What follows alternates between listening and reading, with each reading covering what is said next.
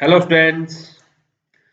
आज हम complex analysis में पढ़ेंगे कॉन्जुगेट हार्मोनिक फंक्शन। तो कॉन्जुगेट हार्मोनिक फंक्शन एक्चुअली मैंने ब्रीफ डेफिनेशन आपको पिछले लेक्चर में बताई थी। आज हम इसको अच्छे से पढ़ेंगे। एक्चुअली मैंने आपको कल पढ़ाया था कि हार्मोनिक फंक्शन क्या होता है ना। हार्मोनिक फंक्शन वो होता है two variable function u x y जो जिसके पार्शियल डेरिवेटिव्स कंटिन्यूअस हो। ठीक है, क्या पार्शियल डेरिवेटिव्स कंटिन्यूअस होनी चाहिए और प्लस लैपलास इक्वेशन सेटिस्फाई करता हो, यानी कि del square u upon del x square plus del square u upon del y square is equal to 0। तब हम इसको बोलते हैं हार्मोनिक है। और एक हमने थ्योरम की थी कि कोई भी function complex valued function u plus iota v यदि एनालिटिक है तो इसके जो रियल पार्ट और इमेजिनरी पार्ट है u and v are harmonic. ये हमने पढ़ा था। ठीक है, और इन्हीं को u और v को आपस में क्या बोलते हैं, कॉन्जुगेट है। ठीक है, तो आज इसकी कॉन्जुगेट हार्मोनिक फंक्शन की डेफिनेशन देखते हैं। ये बहुत इंटरेस्टिंग है और एग्जाम में ऐसे क्वेश्चन बनते हैं। एग्जाम ये नहीं कि आपके बीएससी में बन रहे हैं, इसमें ना कॉन्जुगेट हार्मोनिक से तो आपके जो टीचर के एग्जाम होते हैं, असिस्टेंट प्रोफेसर का जो एग्जाम होता है उसमें भी इसके क्वेश्चन आते हैं। तो इसको आप अच्छे से ध्यान में रखो और अच्छे से पढ़ो इसको। तो इसकी डेफिनेशन लिखते हैं सबसे पहले। Definition, if if a function f if a function f is equal to u plus iota v is analytic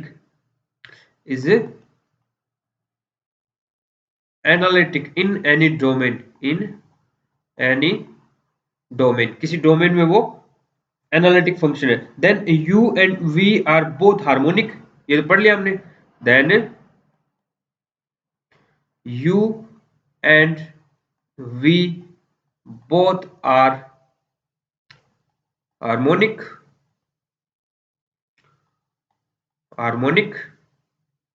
in the domain in that domain, जिस डोमेन में हमारा फंक्शन डिफाइन है उसी डोमेन में क्या है, ये हार्मोनिक फंक्शन है। And are called conjugate harmonic, and ये दोनों are called conjugate harmonic function. समझ रहे हो बात को? तो ये तो थी हमारी कॉन्जुगेट हार्मोनिक फंक्शन की डेफिनेशन, यानी कि कोई भी एनालिटिक फंक्शन होना जरूरी है।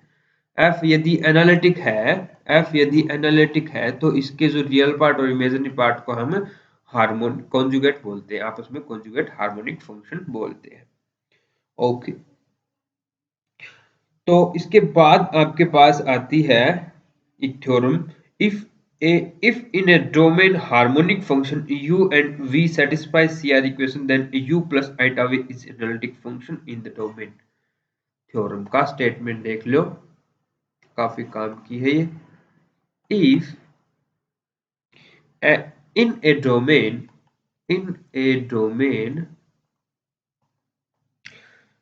harmonic function u and v, दो फंक्शन है, harmonic function u and v are satisfy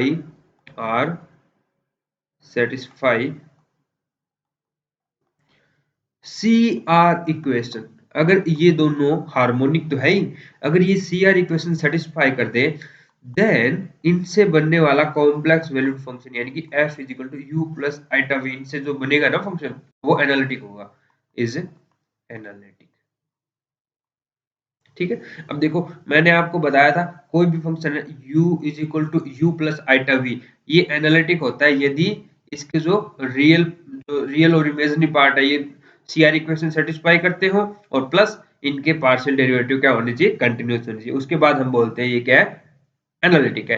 अब इसने पहले क्या बोला, हमारे जो u एंड v है वो हार्मोनिक फंक्शन है। हार्मोनिक फंक्शन होने का मतलब है वो पार्शियल डेरिवेटिव कंटिन्यूअस है और लैप्लास इक्वेशन सेटिस्फाई करता है। सिर्फ यहाँ से हमारे काम में आने वाली चीज तो सिर्फ और सिर्फ है कि इसके पार्शियल डेरिवेटिव कंटिन्यूस है, और फिर इसने बोल दिया कि यू एंड वी आर जो है satisfy C R equation satisfy करते हैं। अब सी आर इक्वेशन सेटिस्फाई करते हैं, कंटिन्यूस है, तो हो गया ना एनालिटिक, बस इतना ही था, हो गई थ्योरम। तो इसका स्टेटमेंट आपको ध्यान में रखना है बस, यानी कि कोई भी फंक्शन को आपको ये शो करना है कि वो एनालिटिक है, तो आपको चेक करना है कि जो u और v है वो हार्मोनिक और plus C R equation satisfy करते हो, बस इतनी बात ध्यान रख लो, आप बोल देना एनालिटिक है।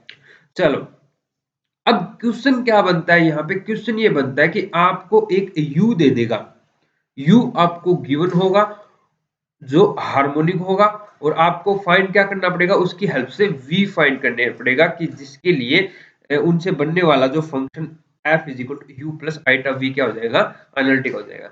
यानी कि आपको कोई भी हार्मोनिक फंक्शन का कॉन्जुगेट फाइंड करना है, ये आपकी प्रॉब्लम है। क्या, जैसे आपको दे देगा कोई u फंक्शन दे दिया और find their conjugate, find their conjugate v, तो हमें इसका कॉन्जुगेट v फाइंड करना है।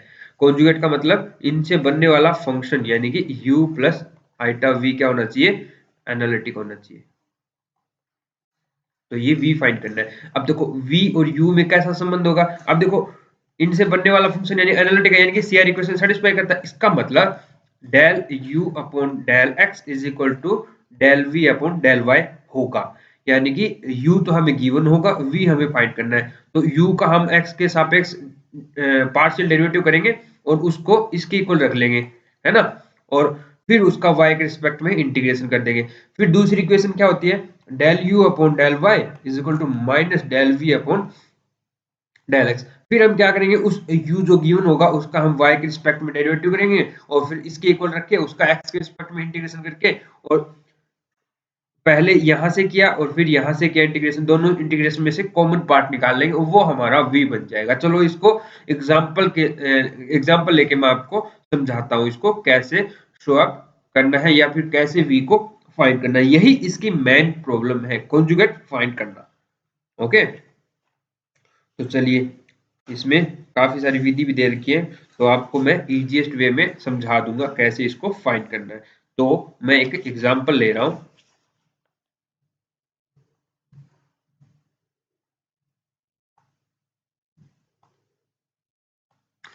एग्जांपल u हमें गिवन है, u is equal to u x y is equal to हमें फंक्शन 2x 1 माइनस वाई, ये दे रखा फंक्शन, ठीक है। तो इसने पूछा है सबसे पहले तो इसको शो करो कि ये हार्मोनिक है, और हार्मोनिक होने के बाद फिर इसका कॉन्जुगेट फाइंड कीजिए, ये इसने बोला है। तो सबसे पहले तो आपको इसको कॉन्जुगेट दिखाना है, तो कॉन्जुगेट दिखाने के लिए क्या करेंगे, इसके पार्शियल डेरिवेटिव्स करेंगे। तो देखिए सबसे पहले इसके पार्शियल डेरिवेटिव करो, पहले u का x के रिस्पेक्ट में कीजिए, del u upon del x, तो x के रिस्पेक्ट में करेंगे तो सिर्फ x का होगा, ये बाकी सब कांस्टेंट यानी कि 2 इंटू 1 माइनस वाई हमारे पास आ जाएगा, 2 इंटू 1 माइनस वाई आ गया। अब डेल u का y के रिस्पेक्ट में करेंगे, y के रिस्पेक्ट में करेंगे तो इसका होगा, यानी कि 1 माइनस वाई का डेरिवेटिव होगा -1, और 2x एज इट इज रह जाएगा, यानी कि -2x आ गया। फिर हम इसी का एक बार x के रिस्पेक्ट में और करेंगे, del u upon del x square, अब x की कोई टर्म है नहीं इसमें, कांस्टेंट है तो ये 0 हो गया। सिमिलरली हम क्या करेंगे, del square u upon del y square, इसमें y है नहीं तो इसका भी क्या हो गया, 0। अब इन दोनों को ऐड करेंगे तो वो क्या आ जाएगा, 0 आ जाएगा। इसका मतलब हमारा u जो है वो हार्मोनिक फंक्शन है, क्लियर हो गया। बिकॉज साथ में ये भी चीज देखनी है आपको कि जो इसके पार्शियल डेरिवेटिव है, ये देखो सॉरी, ये वाला पार्शियल डेरिवेटिव और ये वाला पार्शियल डेरिवेटिव, ये वाला सारे क्या है, कंटिन्यूस है, बिकॉज ये कंटिन्यूस फंक्शन है, ये भी सारा कंटिन्यूस है, तो पार्शियल डेरिवेटिव कंटिन्यूस है और लैप्लास इक्वेशन सेटिस्फाई करता है, इसका मतलब हमारा फंक्शन क्या है, हार्मोनिक फंक्शन है। अब हम चाहते हैं इसका कॉन्जुगेट फाइंड करना, यानी कि वी एक्स वाई चाहते हैं हम, वो क्या फंक्शन होगा, तो उसको फाइंड करने के लिए सबसे पहले आप सी आर इक्वेशन का यूज करोगे। Since del u upon del x is equal to क्या होता है, del v upon del y, तो इसके ये वैल्यू तो हम फाइंड कर सकते हैं ना, तो del u upon del x रखना है, यानी कि ये वैल्यू रखनी है, यानी कि 2 1 माइनस वाई रख लिया। अब दूसरी इक्वेशन देखो क्या है कि del u upon del y is equal to del v upon del x होता है नेगेटिव साइन, तो नेगेटिव इसके मल्टीप्लाई कर दो, एक ही बात है, ठीक है। तो इसके इक्वल क्या आ जाएगा, del u upon del y, ये रहा del u upon del y, इसको नेगेटिव यानी कि 2x आ गया अपने पास, तो ये आ गया 2x। तो अपने पास दो इक्वेशन आ गई, v का x के रिस्पेक्ट में डेरिवेटिव और v का y के रिस्पेक्ट में डेरिवेटिव, तो इनसे बनने वाला v हम फाइंड कर सकते हैं, यानी कि हमारे पास आ गया del v upon del x is equal to, तो आ गया 2x, और del v upon del y is equal to हमारे पास क्या आ गया 2 इंटू 1 माइनस वाई। तो दोनों तरफ से इंटीग्रेशन कर लो, तो यहां से पहले इसके रिस्पेक्ट में करो डेरिवेटिव, इंटीग्रेशन करो, तो v इज इक्वल टू क्या आ जाएगा, इसका x के रिस्पेक्ट में इंटीग्रेशन करोगे तो आ गया एक्स स्क्वायर, और प्लस कांस्टेंट आता है ना, कांस्टेंट आता है, तो यहाँ पे ना जब हम x के रिस्पेक्ट में इंटीग्रेशन करेंगे ना, तो y भी कांस्टेंट ही होता है, बिकॉज देखो जब हम डेरिवेटिव करते हैं v x y का, जब हम पार्शियल डेरिवेटिव करेंगे x के रिस्पेक्ट में, तो y को क्या मानते हैं, हम कांस्टेंट मानते हैं, तो यहाँ पे अगर f ऑफ y है, सॉरी v अगर हमारा f ऑफ y है, तो इसका डेरिवेटिव 0 हो जाता है। कुल मिला के सीधी सी बात ये है कि अगर हम x के रिस्पेक्ट में इंटीग्रेशन कर रहे हैं तो y को हम कांस्टेंट के रूप में लेते हैं, तो इसलिए हमारे पास यहाँ पे y का कोई फंक्शन आएगा कांस्टेंट के तौर पे, समझ रहे हो बात, क्यों, क्योंकि हम y को कांस्टेंट के रूप में लेते हैं यदि x के रिस्पेक्ट में पार्शियल डेरिवेटिव करते हैं, तो ये हमारे पास x के रिस्पेक्ट में किया तब आ गया। अब हम चाहते हैं ये वाली, तो ये v मान के इस इक्वेशन में रखो और संतुष्ट करवा दो, यानी कि del v upon del y, इसका y के रिस्पेक्ट में करना, del v upon del y, तो ये तो 0 हो गया, सिर्फ क्या आएगा f डैश y आएगा, जो किसके इक्वल है 2 1 माइनस वाई, यानी कि f dash y is equal to हमारे पास है 1 माइनस वाई। अब आप क्या करोगे, इसका इंटीग्रेशन कर लोगे, एफ एफ निकाल लोगे, तो एफ वाई क्या आ गया, इसका इंटीग्रेशन करोगे यानी कि 2 1 माइनस वाई का स्क्वायर बाय 2 आएगा, 2 से 2 कट गया, यानी कि 1 माइनस वाई का स्क्वायर आ गया। तो कुल मिला के अपने पास ये एफ यहाँ पे रख दोगे और वी निकाल लोगे, तो v is equal to x square plus 1 minus y का स्क्वायर, ये आ गया अपने पास फाइनल आंसर, ये हमारा कॉन्जुगेट है। अगर आपको संतुष्टि नहीं हुई है ना, ये नहीं फील हो रहा कि ये हुआ है नहीं हुआ, तो आप इसको वेरीफाई करके देख देख सकते हो, इसका आप x के रिस्पेक्ट में डेरिवेटिव करोगे तो ये आना चाहिए, इसका y के रिस्पेक्ट में डेरिवेटिव करोगे तो ये आना चाहिए, सॉरी ये गड़बड़ कर दी मैंने, यहाँ पे नेगेटिव आएगा, ये इसका ये माइनस ये माइनस 1 आएगा, तो ये नेगेटिव आएगा, तो ये नेगेटिव आएगा, और कुछ नहीं, नेगेटिव आएगा, बस इतनी सी कर दो,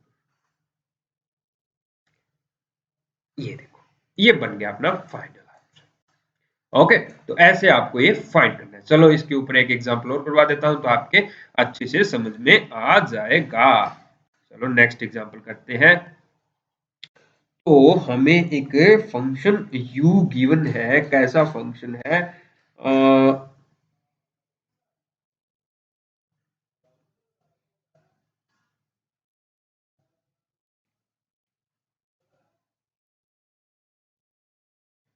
uxy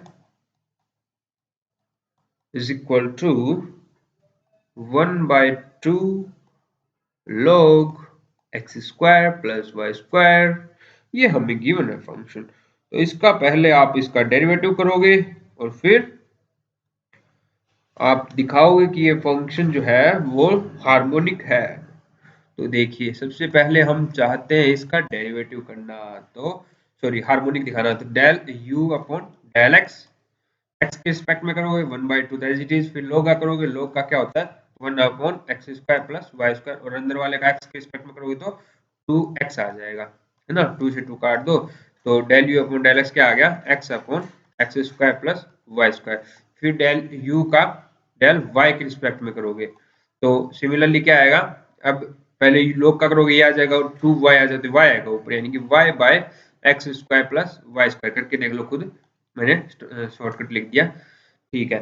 फिर आप x u का x के रिस्पेक्ट में एक बार और करोगे, तो ये अपने पास क्या आ गया, अब की बार थोड़ा सी मशक्कत करनी पड़ेगी, तो पहले ऊपर वाले का 1 तो नीचे वाले को एज इट इज रख दो, x square plus y square minus नीचे वाले का ऊपर वाले को एज इट इज, नीचे वाले का क्या होगा 2x होगा, तो 2x स्क्वायर आ गया और नीचे आ गया x square plus y square का स्क्वायर।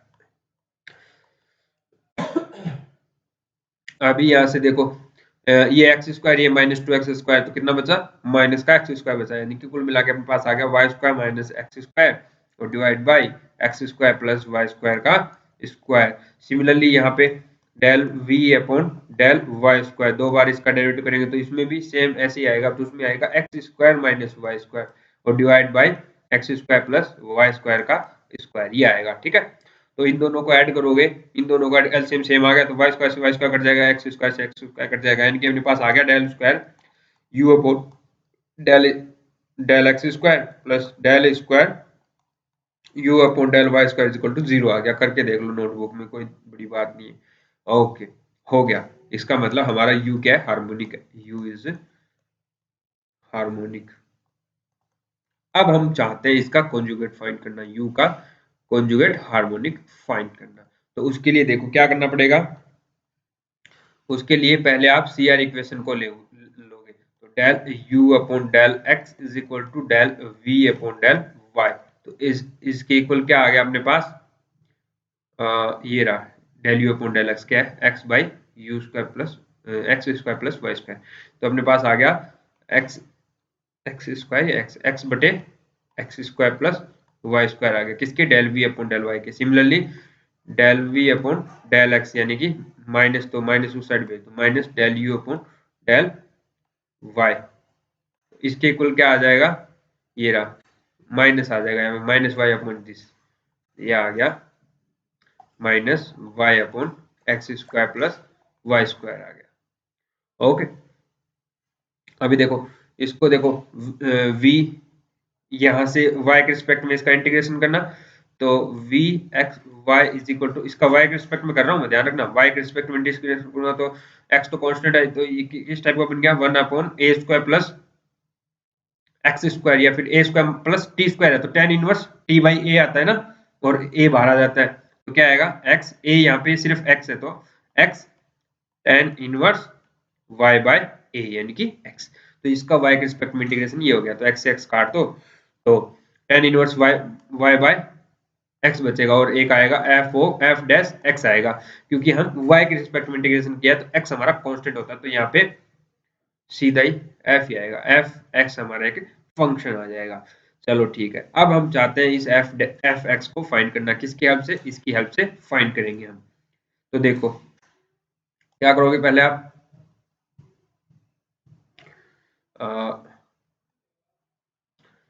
पहले आप इसे v का x के रिस्पेक्ट में डेरिवेट करोगे और उसके इक्वल रख दोगे, तो इसका x के रिस्पेक्ट में करना, इसका x के रिस्पेक्ट में करोगे तो यानी कि del v upon del x is equal to tan inverse y bye x है, इसका करोगे तो 1 upon 1 plus y bye x का स्क्वायर और फिर y बाय x का क्या हो जाएगा minus y by x square और प्लस f डैश x और is equal to minus y by x square plus y square.